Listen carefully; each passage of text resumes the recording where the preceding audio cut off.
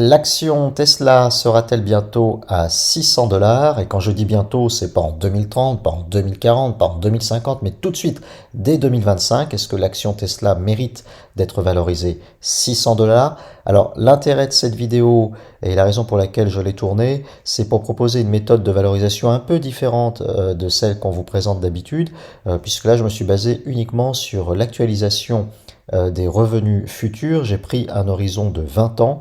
Et donc, je montre dans ce scénario que j'ai élaboré que l'action Tesla est correctement valorisée par le marché et même, on peut le considérer nettement sous-valorisé selon certains scénarios. Cette vidéo vous intéressera si vous êtes actionnaire de Tesla ou bien si vous envisagez d'acheter des actions Tesla.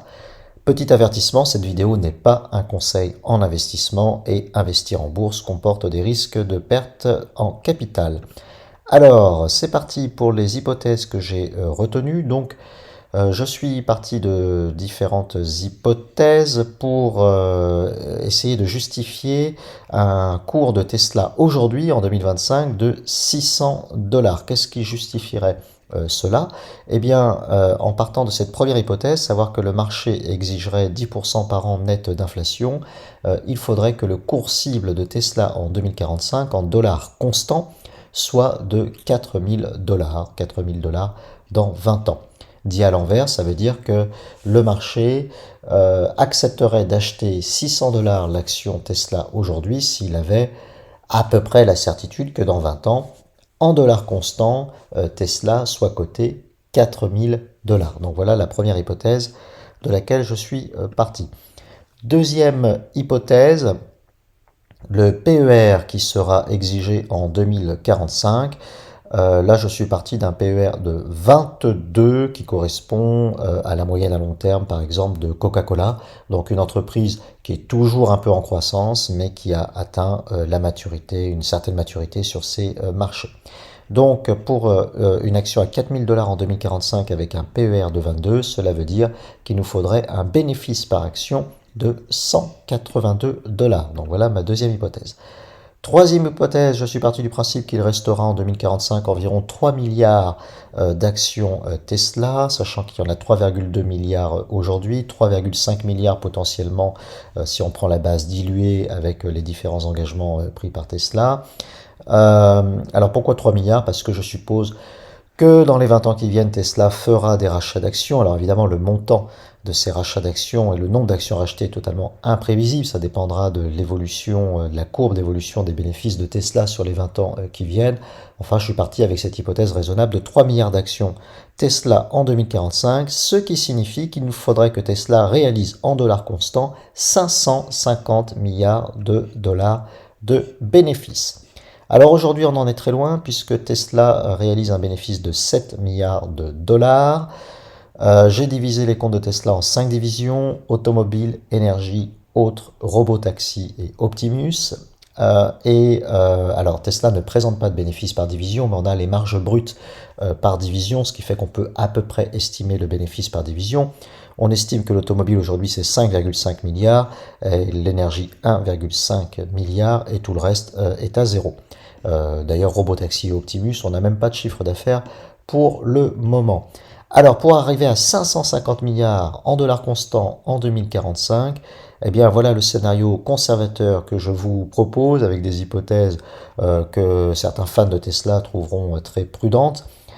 Mais qui sont, j'estime, à peu près crédibles, surtout pour les 3 premières divisions. Donc pour l'automobile, on aurait 70 milliards de chiffres de bénéfices en 2045, pour la division énergie 110 milliards, pour les autres activités, donc essentiellement l'assurance, autour de 20 milliards, pour les robotaxis 170 milliards et pour Optimus, la robotique humanoïde, 180 milliards. Donc si on arrive à cela en 2045, eh bien cela justifie parfaitement un cours dès aujourd'hui en 2025 de 600 dollars pour Tesla. Voilà en résumé mon scénario.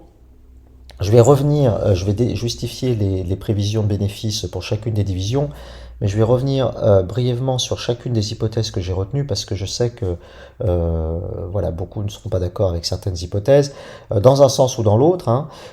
Prenons par exemple la première hypothèse, celle sur laquelle j'estime que le marché exige 10% par an net d'inflation sur le cours de Tesla.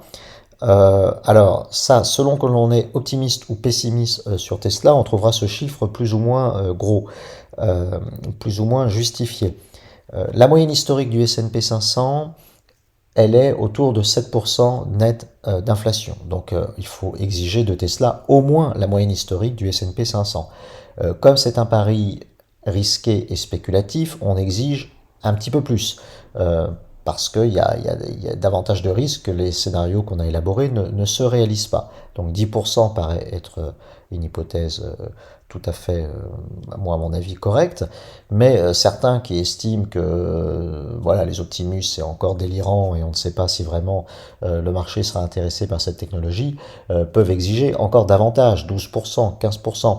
Donc selon la première hypothèse qu'on retient, bah, on ne trouvera pas du tout les mêmes chiffres. J'ai fait un petit tableau qui vous montre la sensibilité de cette hypothèse. Si on exige seulement 7%, bah, ça justifierait un cours de Tesla aujourd'hui à 1000 dollars.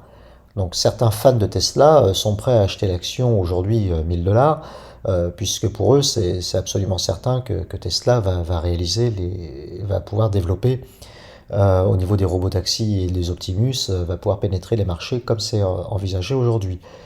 Si on part de 10%, l'hypothèse que j'ai retenue, on a un cours de 600 dollars aujourd'hui en 2025. Ça veut dire qu'on peut accumuler du Tesla jusqu'à 600 dollars sans problème si on retient les prévisions de bénéfices que j'ai élaborées dans mon scénario conservateur.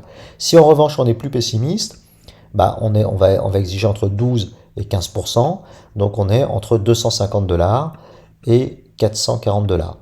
Voilà, et je trouve que cette méthode permet bien de comprendre la volatilité qu'il y a sur le cours de l'action Tesla, puisqu'on est en ce moment, on a une volatilité qui se situe à peu près dans cette zone-là, entre 250 dollars et 440 dollars. Ça bouge énormément tous les jours sur le cours de l'action Tesla. Donc voilà pour la première hypothèse qui va donner des valorisations totalement différentes selon le montant qu'on retient. Donc moi j'ai retenu 10% par an net d'inflation.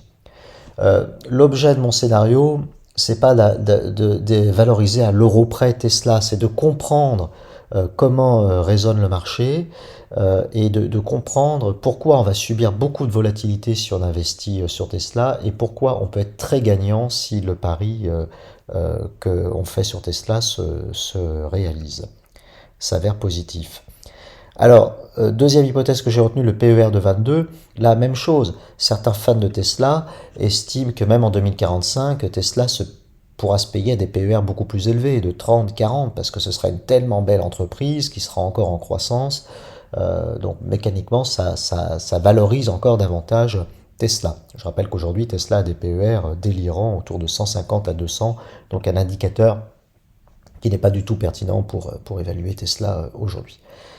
Même chose, voilà, pour la troisième hypothèse sur le nombre d'actions, ça c'est totalement imprévisible. Dans un scénario très pessimiste, on pourrait estimer qu'il y aurait 4 milliards d'actions Tesla en 2045 si la base continue de se diluer au rythme de 1% par an comme actuellement.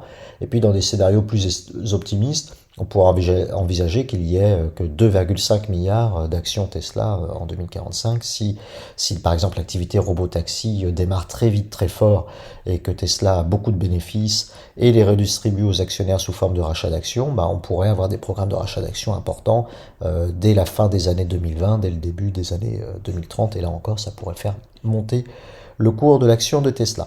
Même chose pour les prévisions de bénéfices que j'ai retenues. Certains les trouveront absolument voilà, trop prudents.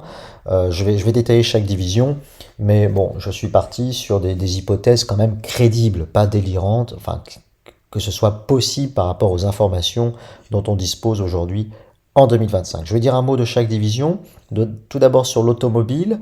Donc pour arriver à 70 milliards de dollars de bénéfices en dollars constants, je raisonne uniquement en dollars constants en 2025, évidemment je ne tiens pas compte de l'inflation puisque pendant 20 ans la masse monétaire va continuer de croître, donc ça va distordre tous les ratios et les montants en dollars seront compliqués à comparer. Là je raisonne vraiment en dollars constants 2025. Donc pour avoir 70 milliards de dollars de bénéfices en 2045, dollars constants 2025, il faudrait que Tesla vende 20 millions de véhicules au prix moyen de 30 000 dollars avec une marge nette de 11-12%. Cela représenterait 15% du marché mondial, sachant que Tesla aujourd'hui est autour de 1,7 million de véhicules vendus. Ce scénario est tout à fait crédible si on considère que le marché du véhicule électrique va continuer de se développer, si on a une forte conviction là-dessus, pour deux raisons principales. D'abord parce que le véhicule électrique, c'est moins cher que le véhicule thermique.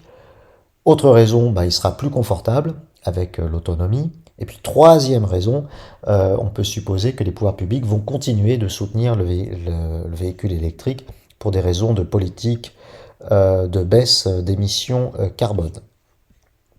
Autre division, l'énergie. Alors celle qui est la plus prometteuse, c'est sur celle-ci qu'on a les scénarios les plus crédibles.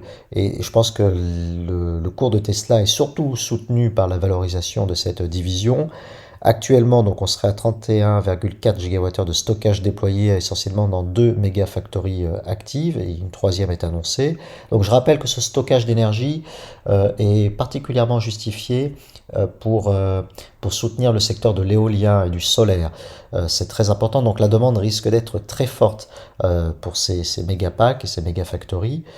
Si on part sur une hypothèse en 2045 qui est tout à fait crédible de 3 TWh expédiés par an, ce qui est inférieur à 15% du marché projeté à horizon 20 ans, avec un prix moyen de 150 dollars et une marge nette de 25%. Compte tenu des économies d'échelle importantes que peut réaliser Tesla sur ce secteur d'activité, on aurait un résultat financier, un chiffre d'affaires de 450 milliards de dollars à horizon 2045 et un bénéfice de l'ordre de 110 milliards de dollars.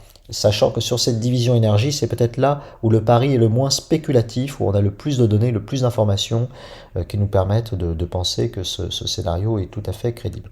Sur les activités autres, pareil, je suis parti sur une hypothèse très prudente de seulement 20 milliards de bénéfices en 2045, avec un chiffre d'affaires donc de 80 milliards et une marge nette de 25%. Ça, c'est essentiellement les revenus d'assurance et de la supercharge qui vont mécaniquement suivre l'évolution du parc roulant. Donc 20 milliards, ça reste un profit très, très modeste. Si on a environ 150-200 millions de véhicules Tesla en parc roulant à l'horizon 2045, même s'il n'y en a qu'un tiers qui souscrivent les assurances Tesla, on arrive à peu près à ce montant et même bien au-delà. Alors, les deux activités les plus spéculatives aujourd'hui, c'est évidemment les robotaxis et Optimus, qui reposent beaucoup sur l'autonomie. Robotaxi, c'est l'autonomie de la voiture, l'autonomie roulante. Et puis Optimus, certains parlent d'autonomie sur pattes, ce sera des robots humanoïdes autonomes. Tout ce que Tesla apprend à faire sur la conduite autonome, eh bien, ils pourront le transposer sur les robots humanoïdes Optimus. Alors, s'agissant des robotaxis, là, je pense qu'on va bientôt avoir des réponses, puisqu'au moment où je tourne cette vidéo, Tesla annonce la mise en place donc, de ses premiers services de robotaxi dans quelques jours. Donc on va bientôt avoir une réponse. Soit le marché est rassuré et on peut avoir une envolée du cours de l'action Tesla, soit la technologie n'est pas encore au point et ça reporte encore de plusieurs années les perspectives de revenus futurs de cette activité. Donc là, je suis parti sur une hypothèse de bénéfice de 170 milliards en 2045. Donc c'est évidemment l'hypothèse que le service soit opérationnel à grande échelle, avec une hypothèse conservatrice de seulement 25 millions de véhicules qui circulent, qui pourraient faire 150 000 km par an chacun, sachant qu'un taxi humain fait environ 80 000, 90 000 km par an. Là, le véhicule robot pourrait faire plus, puisqu'il fonctionnerait 24 heures sur 24, 7 jours sur 7. À 40 centimes de dollars le kilomètre, et si la plateforme capte 10 centimes de commission, et si on part du principe que la marge serait d'environ 60% sur cette commission, eh ben, ça nous donne ça nous donne tout simplement un bénéfice pour Tesla de 170 milliards à horizon 2045. Là, c'est tout à fait crédible si l'activité des robotaxis se développe, s'ils envahissent toutes nos villes dans 20 ans, eh bien, c'est une hypothèse qui est tout à fait réalisable. S'agissant des Optimus, alors là, on rentre encore plus dans le spéculatif, puisque là, on est au tout début de la technologie. Donc là, il y a tous les chiffres qui circulent. Moi, je suis parti pareil sur une hypothèse prudente de 15 millions d'Optimus qui seraient loués à horizon 2045. Certains imaginent des chiffres beaucoup plus élevés, hein, de 100 millions, 200 millions d'Optimus. Bon, moi, je suis parti sur 15 millions. Ça équivaut seulement à 1% du marché potentiel, puisqu'il y a environ 1,5 milliard de travailleurs manufacturiers dans le monde, sachant qu'on pourra mettre des Optimus aussi dans des secteurs qui aujourd'hui ne sont pas couverts par des êtres humains. Enfin, le potentiel est vraiment gigantesque. L'Optimus c'est moins cher qu'un outil de robot-machine, c'est machine-outil, c'est reprogrammable, ça peut servir à d'autres choses, et on peut imaginer que ce sera plus simple à mettre en œuvre que le véhicule autonome, parce que chaque Optimus sera affecté à une tâche donnée et à une surface donnée. Si Tesla le loue 24 000 $ par an, avec 55% de marge après coût de production et maintenance, bah ça pourrait nous faire, à horizon 2045, 180 milliards de bénéfices annuels. Voilà, et donc avec tout ça, on arrive bien à mon scénario conservateur de 550 milliards de dollars de bénéfices en 2045 pour Tesla. Donc selon si on y croit ou pas, si on pense que ça a une chance de se produire, eh bien on peut accumuler du Tesla jusqu'à 600 $, le cours de l'action. Bon, à partir de 600 $, je considérerais que c'est quand même un peu trop cher, parce que là il y a quand même beaucoup d'hypothèses, beaucoup de paris spéculatifs. Alors on peut aussi imaginer qu'une des activités se casse la figure, par exemple Optimus, mais que par contre Robotaxi explose et qu'on pense. Si on est très optimiste, on peut imaginer que toutes les activités explosent, que ce soit automobile, énergie, robotaxi, Optimus, que Tesla fait beaucoup de rachats d'actions, et alors là on a des scénarios incroyables où le cours de l'action Tesla arriverait à 10 000, 20 000, 30 000 $. Bon, moi je ne suis pas rentré là-dedans, j'ai essayé de faire un scénario vraiment le plus, comment dire, qui est optimiste mais qui en même temps reste crédible par rapport aux informations dont on dispose aujourd'hui en 2025. Alors cette méthode de valorisation est radicalement différente de celle que vous avez pu avoir l'habitude de voir sur d'autres types de vidéos qui vous font une valorisation par exemple par rapport au PER. Alors si on valorise Tesla par rapport au PER, c'est-à-dire le cours sur bénéfice, évidemment on n'achète jamais Tesla, puisqu'aujourd'hui Tesla est environ à 180 pour le PER, sachant que la moyenne du S&P 500 est autour de 23, c'est-à-dire que c'est 8 fois moins que le cours de Tesla. Dans le secteur automobile, les PER sont autour de 6, donc 30 fois moins pardon, que pour Tesla.